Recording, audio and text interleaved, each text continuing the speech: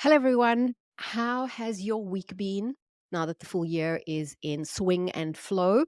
The holiday glow is a distant memory, somewhat muted. I'm already starting to hear people talk about the mental, emotional load that they're feeling encroaching on them and how their intentions that they'd set for the new year about keeping things in better balance and harmony are just kind of flying out the window.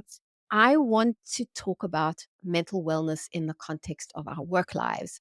If I reflect back, it seems that 2020, the onset of the pandemic, was also the onset of massively increased awareness of mental health issues in the workplace, at schools, at home, with our kids, ourselves. People were really suffering all around us. And it felt like for the first time, it was a topic of conversation that was unavoidable. And for the first time, people started to become more willing to talk about mental distress, anxiety, depression, burnout as a topic of conversation that was no longer in whispers. But as I discovered myself, those of us who have been privileged enough to afford mental health support and therapy and have therefore become comfortable talking about it, we're actually in the minority. And it's kind of like a bit of an echo chamber.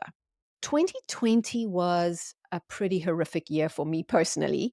And I only just managed to keep it together due to my incredible support team of professionals, my EMDR therapist, my executive coach, my relationship counselor, my meditation teacher. I know it sounds all a bit bushy, but I recognized that this was a huge privilege. And I decided that I needed to offer mental health support to the Jackhammer team as a company benefit. I assumed that the only obstacle to taking up therapy of some sort was cost and time, and I was fully committed to providing both.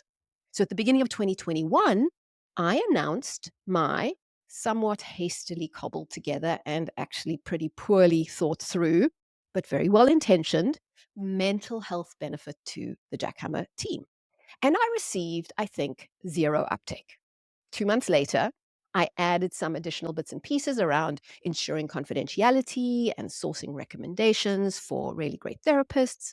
Still very little uptake, but there were a couple of nibbles here and there.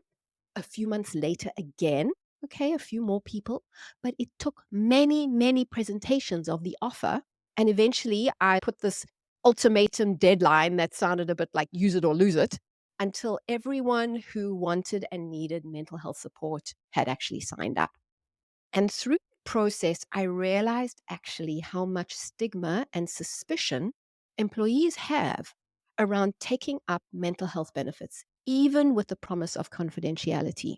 They're still concerned about being seen as unstable, unwell, not resilient, flaking out, depressed, whatever, and that this might affect their employment status.